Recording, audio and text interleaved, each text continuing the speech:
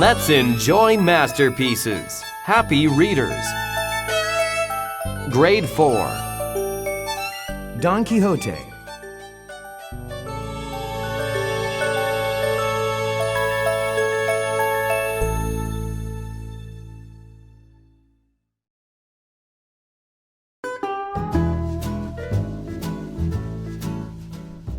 Chapter 1. A Gentleman from La Mancha.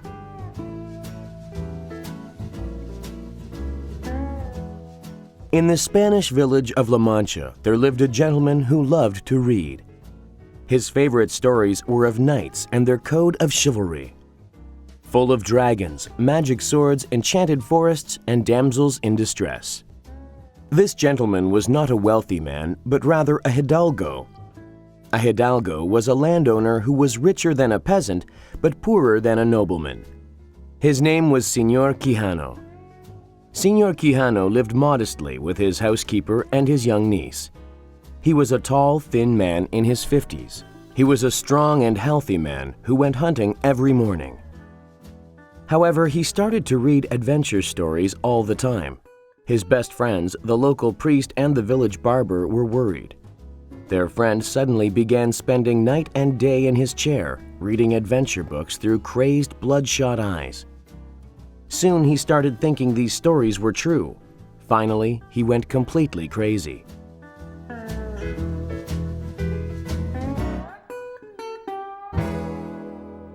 Waking up in his reading chair one morning, Señor Quijano announced, "I'm going to become a knight-errant."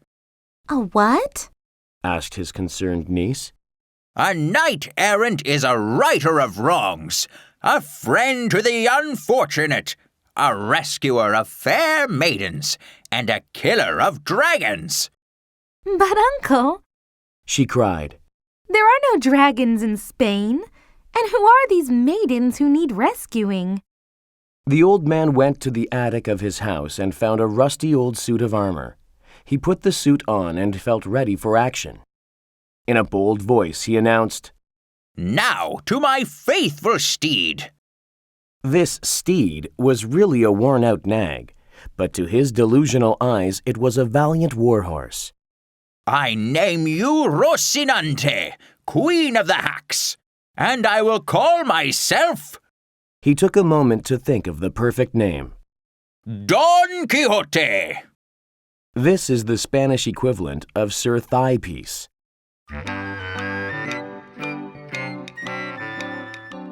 Now I must dedicate my life to a lady. Do you know a lady? Sobbed the man's niece, frightened by his insane ramblings. All knights know a lady, the man replied. When I conquer a giant or capture a villain, I'll parade them in front of her to prove my love and loyalty. Then he remembered stories he had heard of a beautiful peasant girl from the nearby village of El Toboso. Having lost his grip on reality, he decided that she was a lonely princess. What's her name? Demanded his niece, hoping to bring him to his senses. Quickly, he invented a name. All of the sweetest ladies are named Dulcinea. Her name is Dulcinea del Toboso, and to her I dedicate my life. Don't try to stop me. I must go. Then he picked up his sword, a cracked old lance, and a leather shield, and marched out to the stable. A few minutes later, he rode out in search of his first knightly adventure. Don Quixote soon realized that he had not been knighted.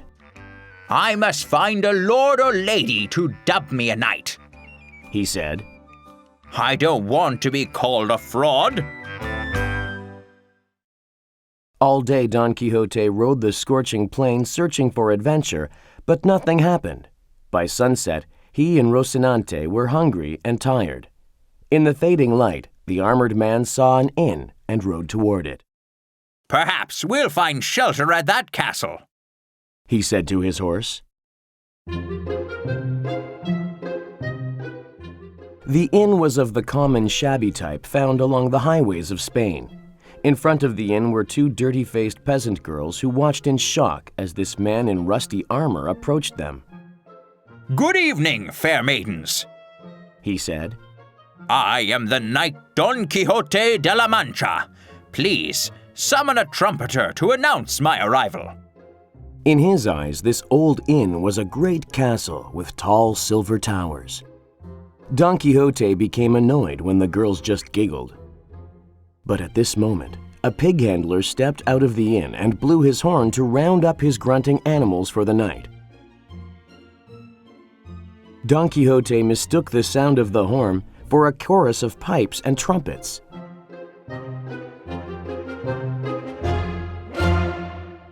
Then the innkeeper came to the knight.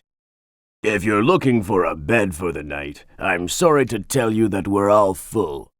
"Sire, are you the master of this castle?" asked Don Quixote politely. Looking at this man in his rusty armor, the innkeeper realized that he was obviously crazy. The innkeeper decided to have some fun with this loon. "All of the royal apartments in my castle are full." "That's okay," replied Don Quixote. "A good knight has no need for comfort. I'll be happy to sleep on the ground with a rock for a pillow." "You're a knight, aren't you?" the innkeeper asked mischievously. "I am an apprentice knight," replied Don Quixote. "I seek a kind lord who will dub me a knight with his sword." "I see," said the innkeeper. "But I'm busy now, caring for my other guests. I'll be back to you when I get a chance." "Thank you, my lord," replied Don Quixote.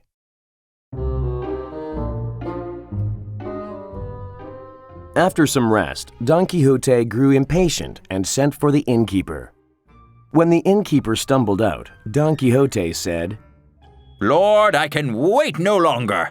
Please tell me what good deed I must do to earn my knighthood." The innkeeper said, "If you want me to knight you, stay here and guard my courtyard tonight." With that, he turned and stomped off to the kitchen. Don Quixote picked up his weapons and walked to the middle of the courtyard, next to a water trough. Inside, the innkeeper told his guests about the madman who thought he was a knight in the courtyard. A few hours later, a muleteer approached the trough with his animals. "Stand back, foolish knight!" shouted Don Quixote. "I will defend this magic well to the death." "But my mules need water," cried the peasant as he pushed past Don Quixote. Swinging his lance, Don Quixote hit the man on the head and knocked him out.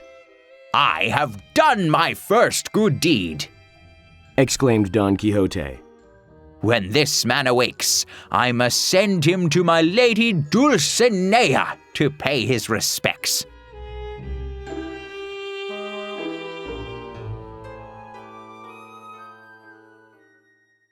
Alarmed by the noise, the other muleteers rushed out of the inn and attacked Don Quixote. "A swarm of evil knights attacks me!" cried Don Quixote as he blocked their flying stones with his shield. The innkeeper realized that he needed to get rid of this dangerous screwball. "Dear knight," he said to Don Quixote, "forgive these evil knights and put down your weapons. You have proved your courage. I will dub you a knight without delay. Kneel down." Obediently, Don Quixote knelt amid the straw and dung of the yard. "I hereby appoint you to the Order of Righteous Knights," cried the innkeeper, smacking Don Quixote across the back with his own sword. Don Quixote jumped to his feet excitedly. "My lord, I owe you everything." Yes, replied the innkeeper. "Now you must go off on your good deed doing and wrong righting." "At once!" cried Don Quixote, who hurried to the stable, mounted Rocinante, and rode out into the dawn of La Mancha. Shortly after, Don Quixote spotted a group of silk merchants coming toward him on the road. "Here is an opportunity for gallantry." Riding in front of the group, he blocked the road. Halt, cretins! None shall be allowed to pass without proclaiming that my lady, Dulcinea del Toboso, is the most beautiful maiden in the world. The traders stopped and looked at each other. It was obvious to them that they were in the presence of a madman. I want to see her first before I can proclaim her beauty. How do we know that she's not just some old sloppy chops? Said the joker of the group. Sloppy chops! Screamed Don Quixote. Prepare to do battle, you impudent knave! Don Quixote raised his lance and charged the group, but Rocinante was not accustomed to speed and stumbled. Don Quixote was thrown through the air and landed in a ditch with a crash.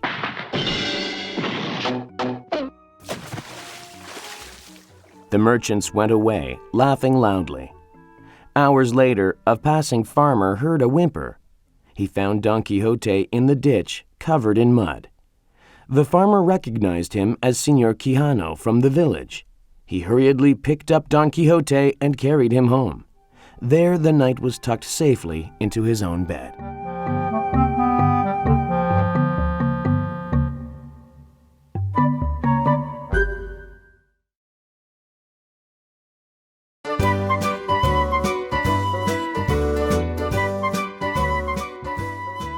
Chapter 2.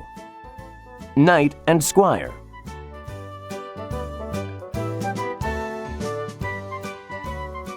For 2 weeks, Don Quixote rested in his house, making everyone think he had regained his sanity.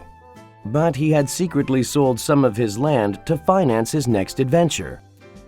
He was also looking for a squire to accompany him.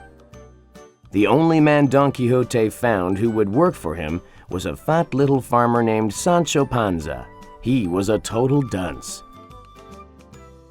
This squire job sounds like hard work, said Sancho. I'd rather be at home with my family, munching on a big plate of pork. Sancho Panza loved wine, food, and afternoon naps more than anything else. But squires always receive great prizes of gold and land from the knights they serve, promised Don Quixote. If you serve me, you'll surely end up as the governor of some rich island. My own island? Sancho repeated, licking his lips. Okay, I'll grab my bags and saddle up my donkey. Then the two left in the middle of the night without telling anyone.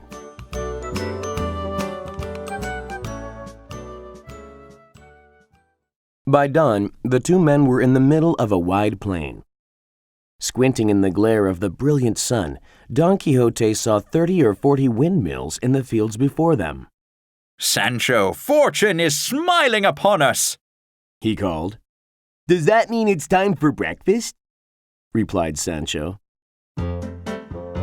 This is no time for eating, you pig. Look at those giants over there. I'll kill every one of them. Our great service will be remembered for centuries. What giants? Cried Sancho Panza. Over there, the ones with the long arms. But master, those are windmills. Don't contradict me, scolded Don Quixote. I know an army of giants when I see them. Don Quixote spurred Rocinante into a gallop and raised his lance. Giants, prepare to fight, he shouted. Charging into the nearest tower, he thrust the shaft of his lance into a sweeping sail. The weapon shattered, and the knight was picked up off his horse and tossed into the air. He landed with a great boom, 50 meters away in a large puff of white dust.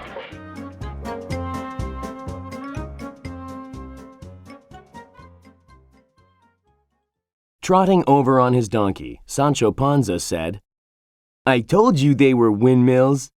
You fool, said Don Quixote. When I charged those giants, an evil wizard flew by on an invisible horse and cast a spell that changed them into windmills. to rob me of my glory." "I see," said Sancho, believing every word as he helped his master to his feet. "Don't worry, my squire. I'll find this wizard and destroy him." The next morning, they began traveling again without breakfast, to Sancho's dismay.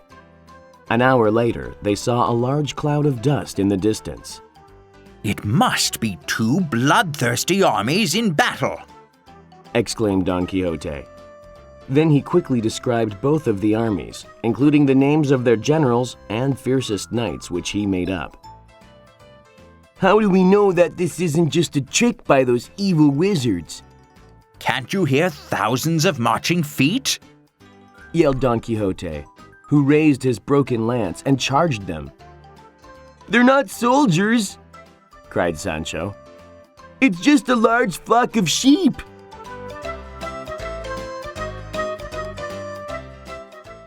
The knight began skewering the poor sheep on the end of his lance. As soon as the shepherds saw him killing their animals, they began pelting him with stones. A rock smashed the side of Don Quixote's face and knocked him off Rocinante. "Those evil wizards!" cried Don Quixote, spitting out a mouthful of blood and the chips of broken teeth. "They've done it again!"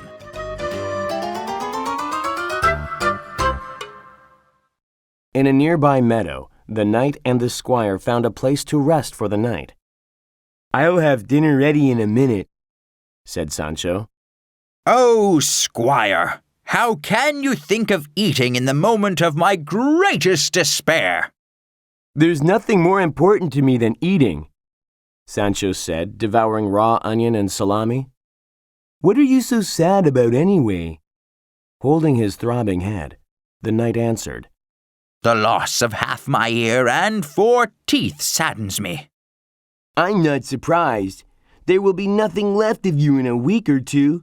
I've never seen a man more miserable. We should call you the Knight of the Long Face. Your chin is almost scraping the ground." "Yes, my squire, that's an excellent name for such an unhappy knight as myself."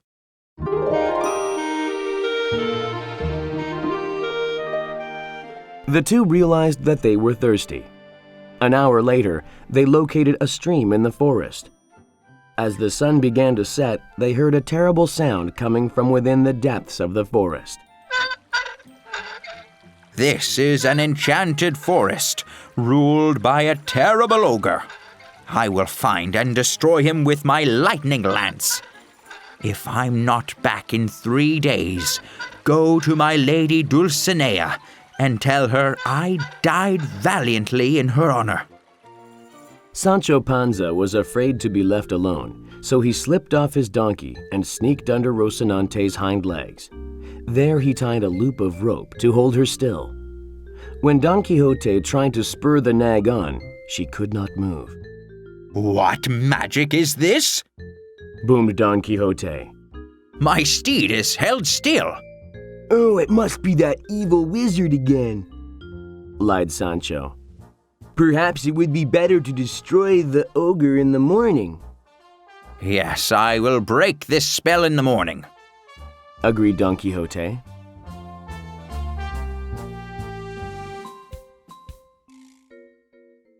The two men spent the rest of the night trembling in the forest for fear of the terrible noise coming from down the river. At dawn, Sancho slipped the rope from Rocinante's hind legs.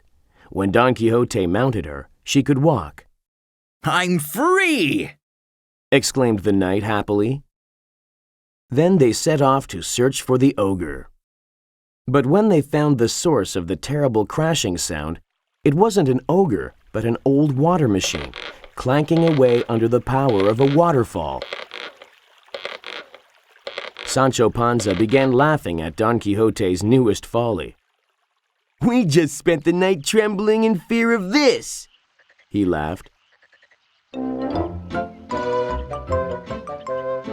The Knight of the Long Face was even more miserable after this failed adventure. But late that afternoon, he saw something that lifted his spirits. "Look, Sancho, do you see that knight riding toward us?" I see a man on a donkey, replied Sancho. That knight is Horatio the Brave, and his helmet is the most valuable on earth. I think that's a barber's wash basin on his head. No, it's a solid gold battle helmet. I will challenge him and win it.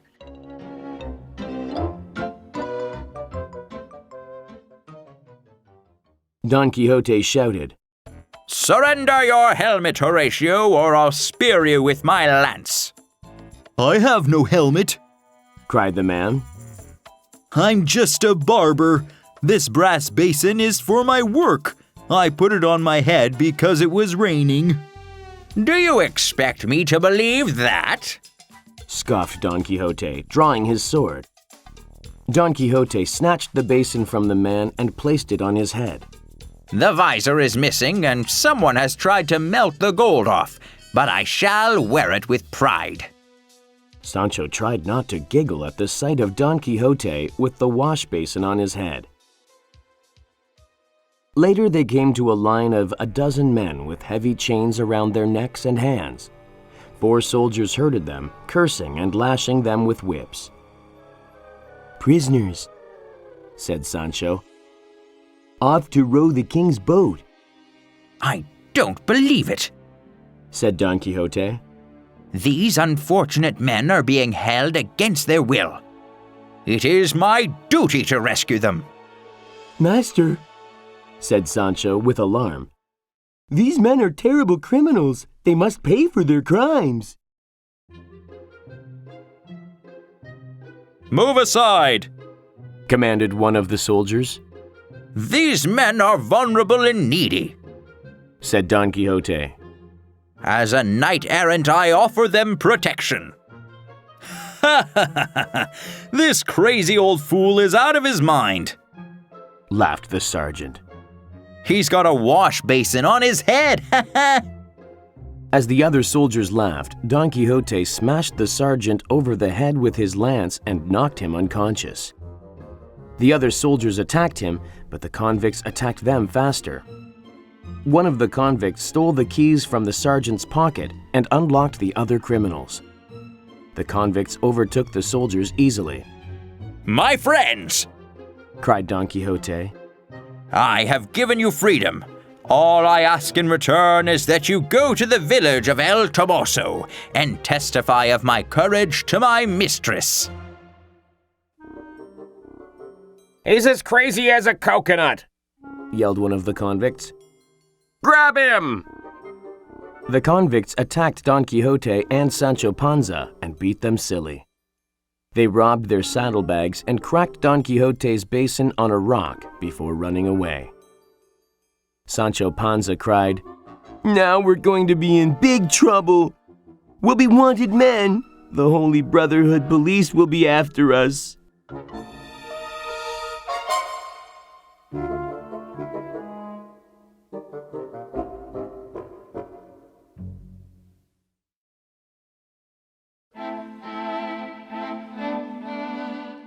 Chapter 3. The Giant Killer.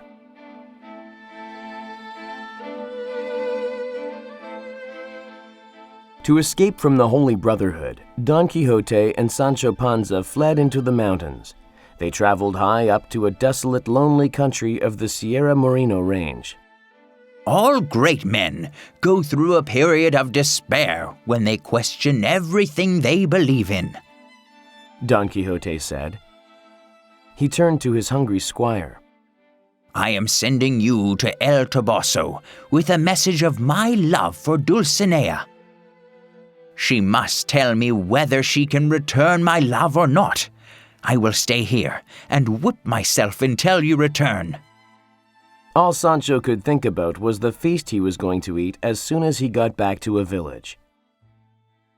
Ride quickly, Sancho Panza, commanded Don Quixote as he took off his armor. Then he smashed himself in the chest with a large rock and began to beat himself on the back with a tree branch.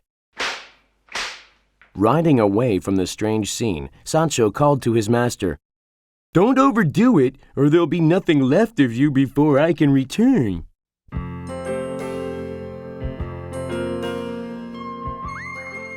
Halfway to the village, Sancho stopped at an inn for the feast he had been waiting for. As he approached the door after his big meal, he came face to face with Don Quixote's old friends, the priest and the barber. Hey, you work for our troubled friend, Señor Quijano, don't you? The priest said to Sancho. It's true, I am his squire. How can you believe his nonsense? Don't you realize he has lost his mind? There have been some strange things happening, replied Sancho. Where is he now? Demanded the barber. He's in the mountains, waiting for me to return with an answer from his mistress, the lady Dulcinea del Toboso. Her answer to what? Asked the priest. Something about love, answered Sancho. Take us to him. We have to bring him back to the village with us, said the priest. I will, but I warn you he'll never come back with you. Said the barber. I have a plan. I'll be back in a minute. Shortly after, the barber came back with 2 dresses from the innkeeper's wife.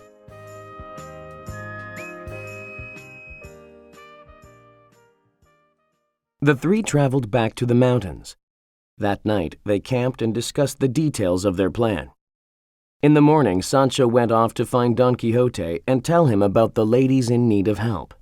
Meanwhile, the priest and the barber put on the dresses and began cooking bacon over the fire for their breakfast. As they ate and talked, they saw a beautiful woman passing by. We must show ourselves at once, said the priest. They stepped out to meet her. The girl screamed when she saw them and tried to run away. Do not fear us, shouted the priest. I am a man of God.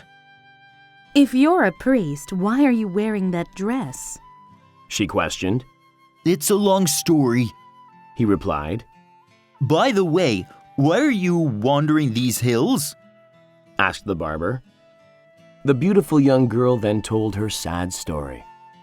My name is Dorotea. I am the daughter of a wealthy farmer. I was to be married to the Duke's son, Ferdinando, but he left me for another woman. I was so broken-hearted that I came here to cry away the rest of my days.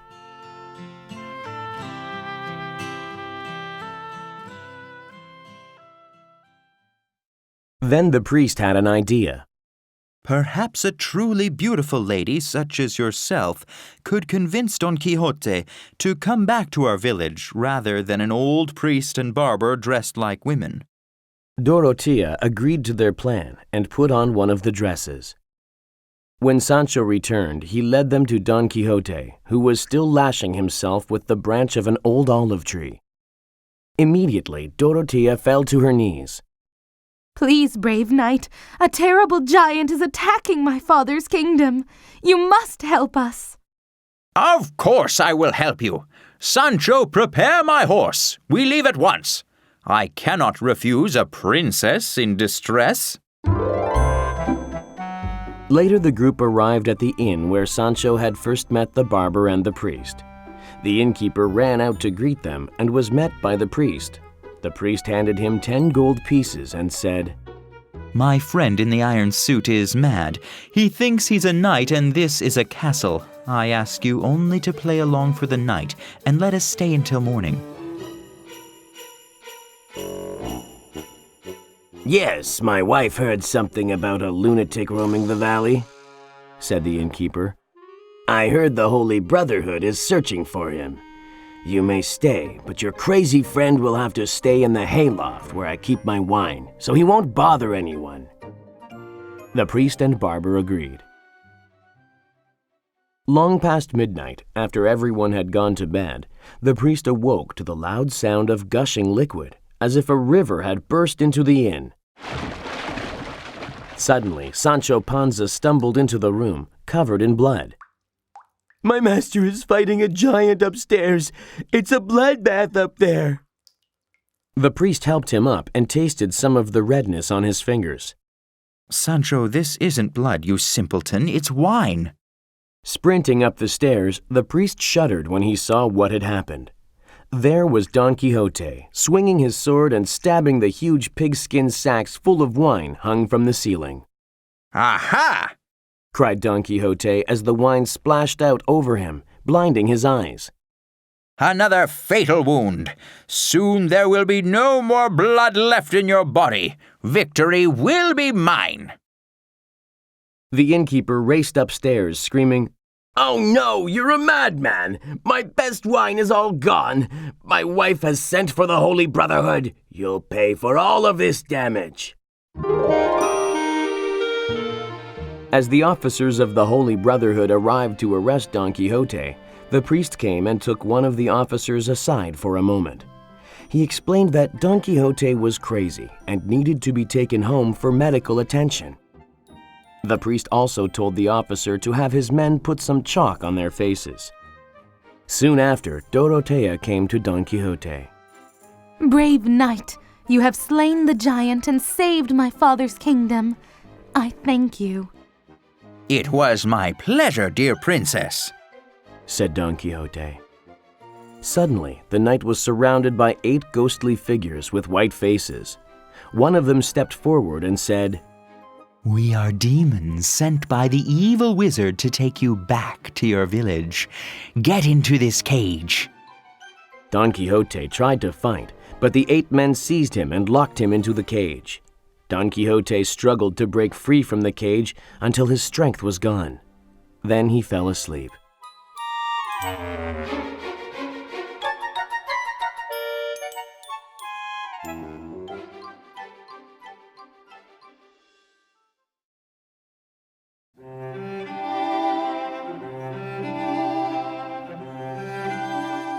Chapter 4. A New Quest.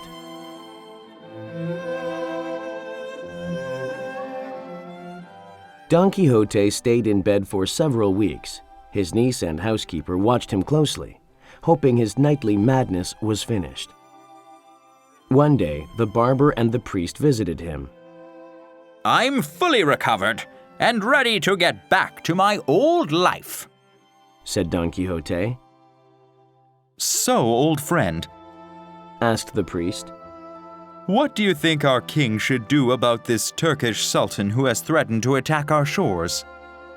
I will hold a jousting contest to find the bravest knight in all of Spain, said Don Quixote. Then I would send that single courageous knight to conquer the sultan's armies. Don Quixote sat up in bed, demonstrating the sword thrusts to destroy the sultan's forces. Oh dear, said the barber to the priest. It seems as if our friend's sanity has not returned. We may have to employ more shocking tactics to bring his mind back. Suddenly, Sancho squeezed into the room with a grin on his face and gave the old knight some good news. Last night I was at a party to welcome back young Carrasco, who has been studying at Salamanca University. Before I could say hello, he told me he had read about all of our adventures, said Sancho. Somebody wrote a book called Don Quixote, and it's the biggest bestseller in all of Spain. Bring him to me, my squire. I must meet this young man, said Don Quixote.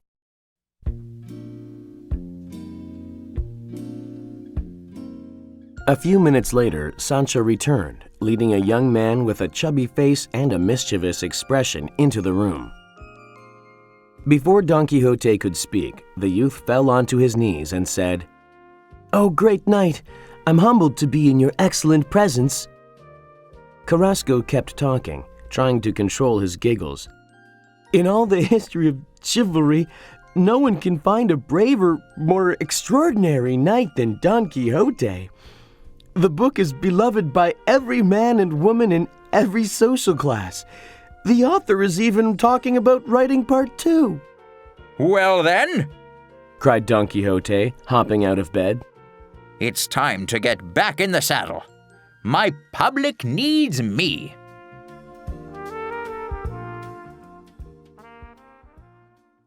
Seven days later, Don Quixote and Sancho Panza saddled their mounts and prepared to ride. Carrasco was there to wish them farewell. Suddenly, the housekeeper and niece burst out of the house and cried, What's going on here? Where's the priest? He must stop this madness. Carrasco whispered to them, Don't worry. The priest and I have a plan to bring him home. You'll see in a day or two. Then Don Quixote shouted farewell, and they rode off. So what's our first move? Asked Sancho after they had been riding for an hour. We are riding to El Toboso, where you will guide me to the palace of my mistress. Oh no, fretted Sancho. I'm not sure I can remember where she lives. Later they found themselves riding around the dark streets of El Toboso, hopelessly lost. Sancho convinced Don Quixote that they should wait until morning to find Dulcinea. After eating breakfast at their campsite, Sancho rode off, trying to figure out what to do.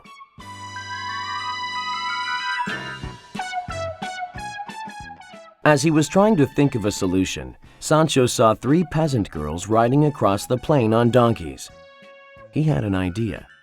He turned around and rode back to camp. Master, I have great news, he cried. Will she allow me to visit? Don Quixote asked hopefully. Polish your suit. She couldn't wait for your visit. She's riding here with 2 of her maids. Don Quixote ran around in a panic. Sancho helped him into his armor, and minutes later they were riding through the trees. Where is she? Cried Don Quixote. Over there, said Sancho, pointing to the peasant girls who were riding past. All I see are 3 ugly girls on donkeys, said Don Quixote. But sir, those are the prettiest women I've ever seen. Don Quixote walked up to them and asked the one in the middle, Are you my mistress, princess? Are you Dulcinea, the sweetest rose in Spain? The girl let out a big laugh. Sorry, Granddad. Can't waste time talking with lunatics. Then she kicked Sancho so hard he almost fell off his donkey. The girls rode off, leaving Don Quixote in a cloud of dust.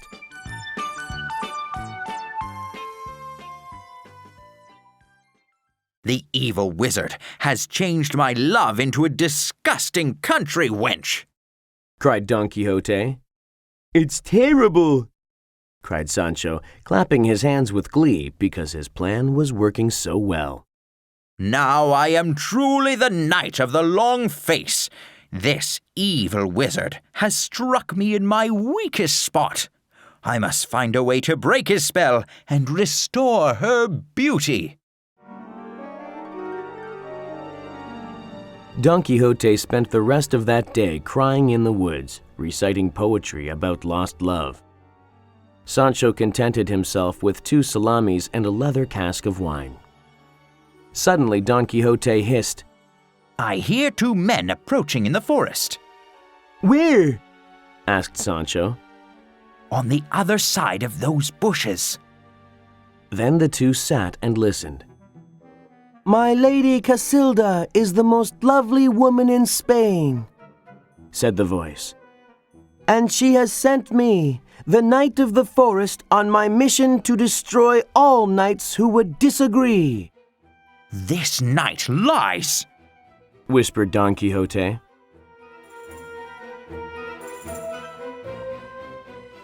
You are mistaken, shouted Don Quixote, stepping out of the bushes to face the knight. I must tell you that my Dulcinea is the most beautiful woman on earth. Then we must do battle, the other knight replied coolly. We will joust at dawn, replied Don Quixote. Yes, but there is one condition. The loser must return to his village and swear to stay there and not enter any combat for 1 year. I accept, answered Don Quixote.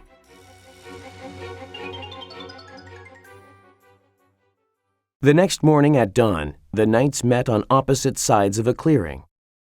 To the left of the Knight of the Forest was his squire, a hunchback with a large purple nose. Without warning, the knight of the forest spurred his steed into a gallop and charged Don Quixote with his lance. Don Quixote immediately raised his lance. At the last moment, the knight of the forest's horse neighed and refused to take another step. Don Quixote charged with all his might and knocked the other knight out of his saddle. Don Quixote quickly jumped down from Rocinante, drawing his sword and holding it to the downed knight's neck. Do you surrender? Don Quixote demanded. Yes, Cried the knight of the forest. I'm finished. Then Don Quixote commanded Sancho to remove the knight's helmet. Well, Cried Sancho. this knight looks like that youth Carrasco. Yes, he does. Agreed Don Quixote. The power of this evil wizard to change people's faces is amazing. No, I really am Carrasco, Sobbed the student. It would be safer to kill him now, Said Sancho. That would be one less enchanter to worry about. Don Quixote raised his sword to strike, but the hunchback rushed over and flung off his robe. It was Don Quixote's friend, the barber. Put your sword away, He said, Amazing! said Don Quixote. This evil wizard never stops. The barber dragged Carrasco away toward their campsite, cursing him for not being better in a joust.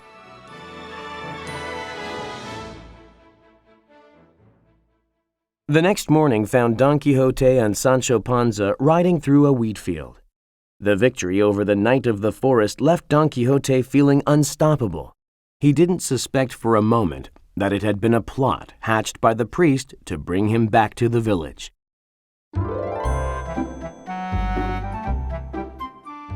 Stepping onto the road, the knight and his squire came upon a royal cart. Raising his lance, Don Quixote blocked the cart and said, Halt or I'll slice you in two. I demand to know what you have in this cart. A lion. called one of the cart drivers. A gift to our king from an African prince. Dangerous? Asked Don Quixote. It's thirsty for blood. It's even more dangerous because it's hungry. So clear off, old man, before you get hurt. I am Don Quixote, Proclaimed the knight. and I'm not afraid of any pussy cats. Then he swung his lance below the driver's nose. Open the cages. Sancho and the driver's mate quickly ran up a nearby hill, while Don Quixote positioned himself in front of the lion's cage, and the driver prepared to pull a rope that would open it. Will you reconsider? Asked the driver. Don Quixote does not fear danger. Shouted the knight. Pull! The door crashed open and a gigantic lion stuck his head into the air. His jaws were black and covered with thick drool, his teeth yellow and curved like knives. The lion's eyes blazed as if on fire.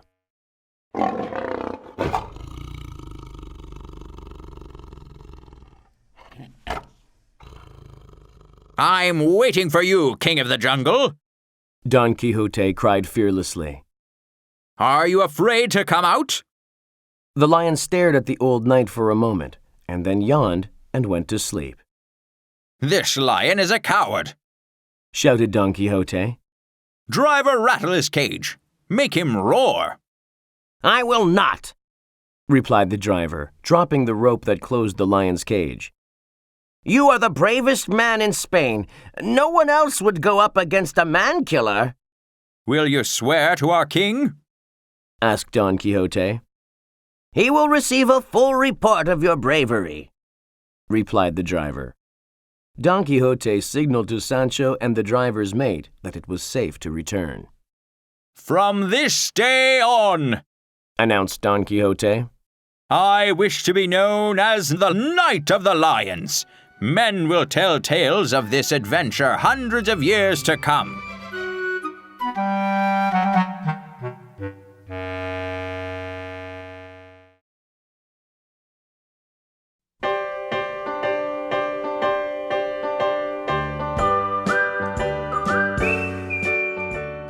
Chapter 5. The Final Adventures.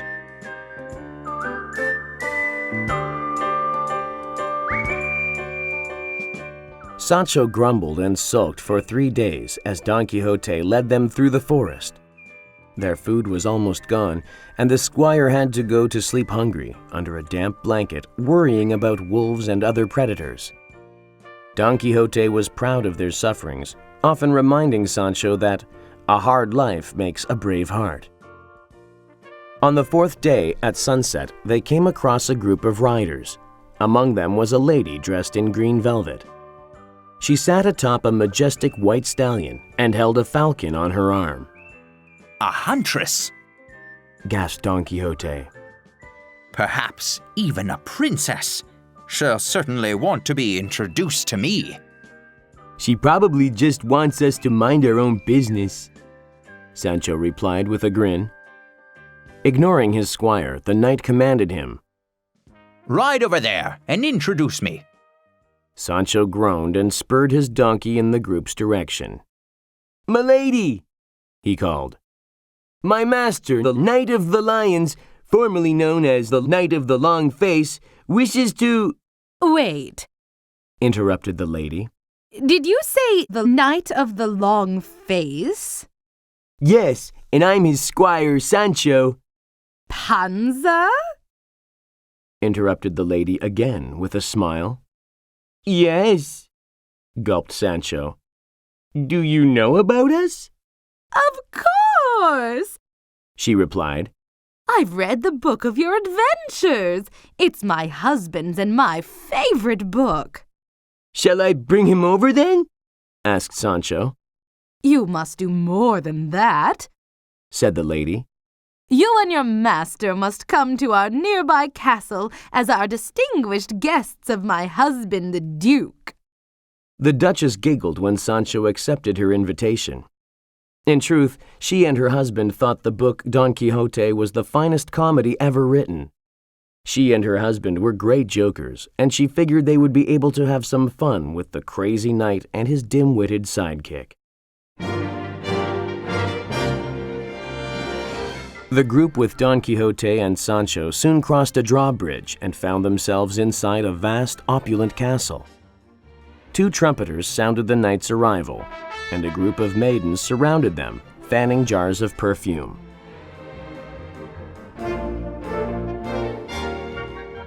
That night, the knight and his squire ate the best meal of their lives while chatting with their hosts. The Duke and Duchess listened with great interest about all of their recent adventures. But their greatest interest was in hearing news of Dulcinea. When they asked about Dulcinea, the knight replied sadly, My beautiful lady has been transformed into a vulgar donkey-riding trollop by an evil wizard. How terrible! Gasped the Duchess, barely able to contain her laughter. The next day, the Duke and Duchess convinced Don Quixote to accompany them on a wild boar hunt in the forest. But they had made secret plans to play a big joke on the knight and his squire. While they were hunting, there was a sudden noise coming through the trees. My men must have found a boar. It's coming toward us. Beware its tusks, said the Duchess. But when the trees parted, there was no wild boar. Rather, a black stallion came prancing and kicking before them. On its back rode a man covered in twigs, leaves, and ivy. I am the forest sprite. The strange figure wearing a green mask with horns on top of his head shouted. The demons of the forest have sent me with a message for the knight-errant Don Quixote de la Mancha. I am Don Quixote, replied the knight. To free your lady from their spell, the sprite continued. You must do 2 things. First of all, your squire must lash himself. How many times? Screamed Sancho. 3,300 times. Sancho gasped in disbelief. But first, you must ride a flying horse through the air and over the mountains. This horse waits for you at the Duke's castle. if you are brave enough to perform these 2 tasks, your beloved Dulcinea will be set free," said the forest sprite. Then the creature turned and rode away. It's a miracle! Cried the Duchess. We must return to the castle at once. Yes, but first, Sancho, fetch me a whip. Shouted Don Quixote. You can begin lashing yourself while we ride. The terrified squire had already ridden away from the knight's grasp. Back at the castle, the servants were rushing around, shouting alarm from the towers. There was a giant wooden horse in the middle of the courtyard. The servants told the Duke it had suddenly and mysteriously dropped from the sky. Meanwhile, Don Quixote and Sancho were arguing about the lashes the squire must suffer to free Dulcinea. "I won't do it!" cried the squire. For the sake of my lady, I beg you, sobbed the knight. The Duchess approached them. You two must cease your squabbling, she said, leading them into the courtyard. She was enjoying every moment of this grand practical joke she had planned with her husband. Don Quixote stared up at the wooden horse in amazement. What a creature! It must be 20 feet tall. Sancho's knees knocked together in fear.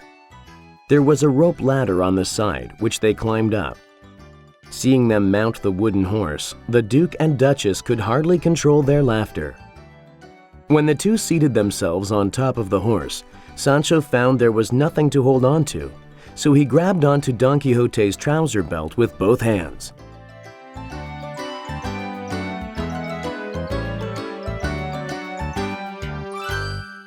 There's a carving in the wood here, exclaimed Don Quixote.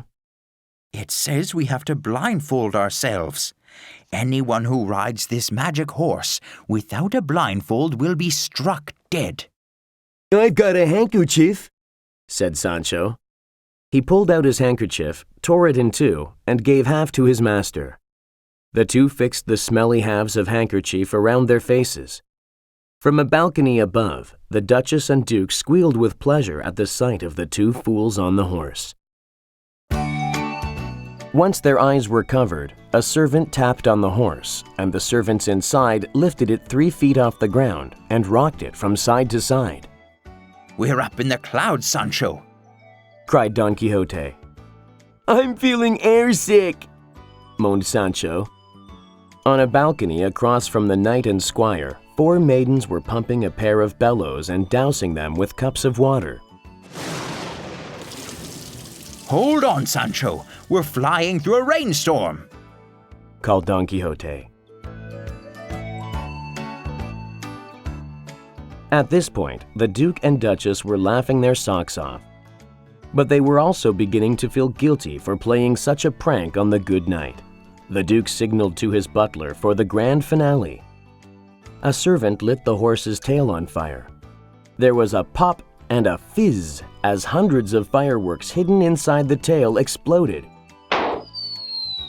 Sancho wrapped his arms around the knight and howled, Save me, master! I promise I'll suffer the lashing. All of them? asked Don Quixote. Everyone! cried Sancho. Then Don Quixote beat the top of the horse with his fist. But this only made the men inside rock it harder.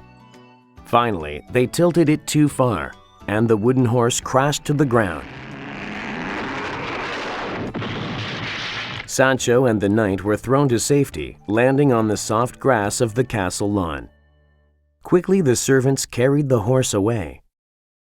By the time Don Quixote and Sancho tore the rags from their eyes, they were facing the Duchess, who leaned over them, acting concerned. Welcome back, she said softly.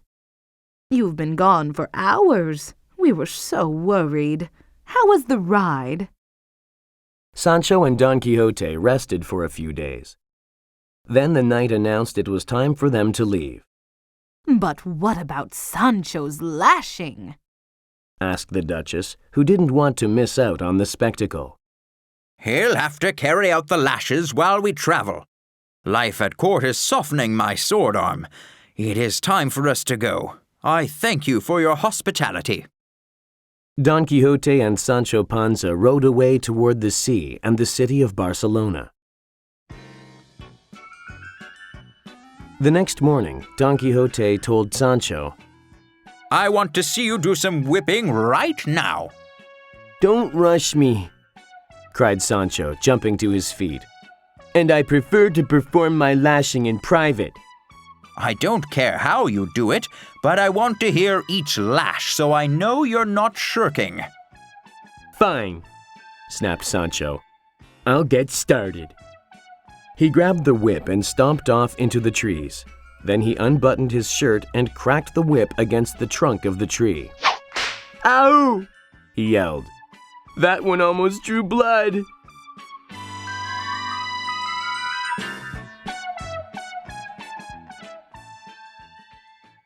A few days later, when Don Quixote and Sancho rode into Barcelona, word had already spread of their arrival. The streets were filled with citizens trying to get a glimpse of the crazy yet noble knight. People threw flowers and cheered. The leader of their escort allowed Don Quixote and Sancho to stay in his luxurious villa in the middle of the city. For 2 weeks they lived like kings. They were paid daily visits by generals, admirals, and high-ranking public officials. Each morning, Don Quixote would take Rocinante for a trot along the beach. Then one day, as he was on his morning jaunt, he saw a figure approaching him from down the beach. The figure was a knight, wearing a full suit of armor with his visor lowered. When Don Quixote neared the knight, he could see a white crescent emblem on his chest. Halt, the Knight of the Lions, called the Knight of the White Moon. I have a challenge for you.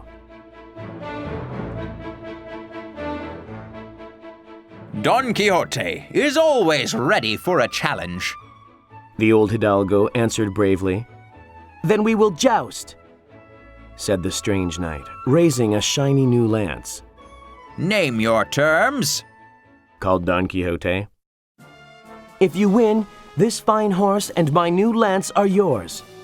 If I am the victor, you must retire from your career as a knight-errant. Retire? Cried Don Quixote. But that is impossible. We young knights are tired of you getting all of the public's attention. We want you to return to your village for a year and live a peaceful life. I accept your terms, snapped Don Quixote.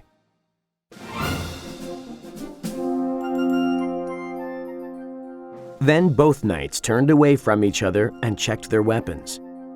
When they turned, the Knight of the White Moon spurred his horse into a gallop and thrust his lance toward Don Quixote.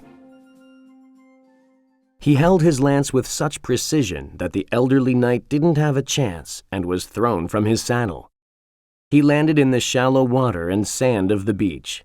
In a flash, the Knight of the White Moon dismounted and pressed his sword to Don Quixote's neck. You are vanquished. Do you concede? Demanded the Knight of the White Moon. But it means the end of my life, sobbed Don Quixote. Without chivalry, I am nothing. You gave your word, snarled the victor. I will retire, coughed Don Quixote. As I promised. The knight's tears of defeat mixed with the salt water of the waves. This is the darkest day of all my adventures, he moaned. But the Knight of the White Moon showed no mercy and rode off on his stallion. The broken hidalgo sat, sobbing in the surf. Later, Don Quixote hobbled back to town.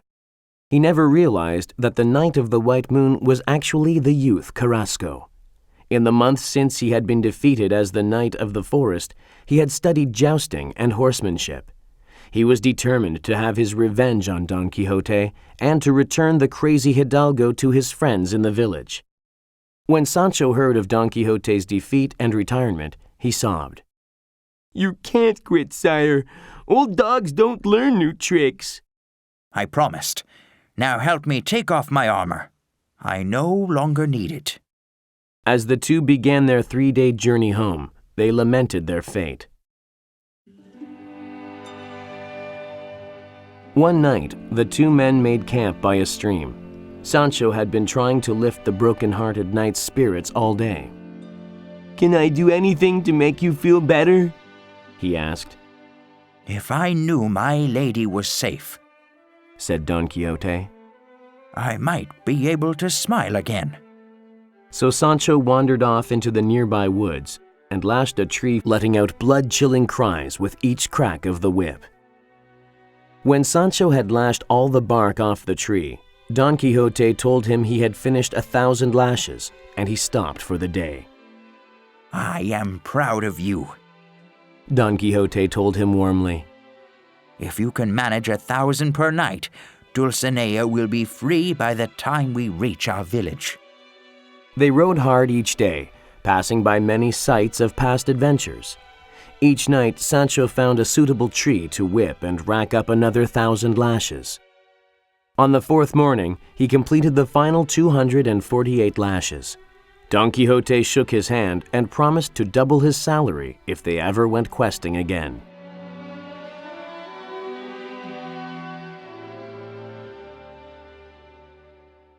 When Don Quixote rode into the courtyard of his home, the housekeeper dropped her basket of laundry in the dust.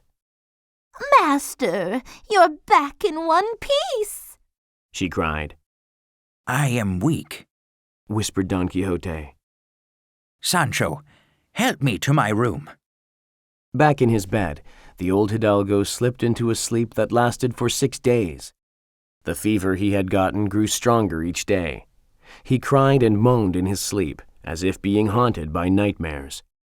Meanwhile, his friends waited patiently by his bedside. After a week, he opened his eyes to see the priest and the barber sitting at the end of his bed. I am back, muttered the old knight. Don Quixote! They shouted, rushing to his side.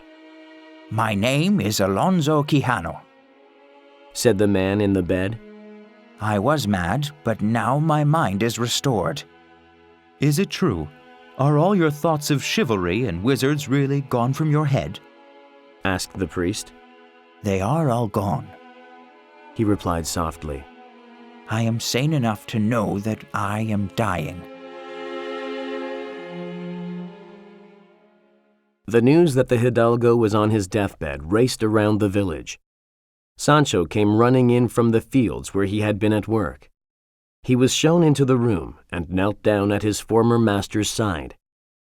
Perhaps you were a little crazy, Sancho sobbed. But if you were still a knight, you would not die. Your friend who was a knight, replied the hidalgo, is no longer here. You must forget him. I cannot, sobbed the squire. Sancho tried to convince his old friend not to give up the ghost, but the old hidalgo was overcome with fever. Sancho waited at his bedside for 3 days, until finally the old knight slipped away. This was the end of the brave knight Don Quixote de la Mancha. In his madness, he accomplished what ordinary men can only dream of. The stories of his amazing adventures have been told for more than 400 years. Rest in peace, noble Don Quixote. May the questing be grand, and the adventures bring you glory.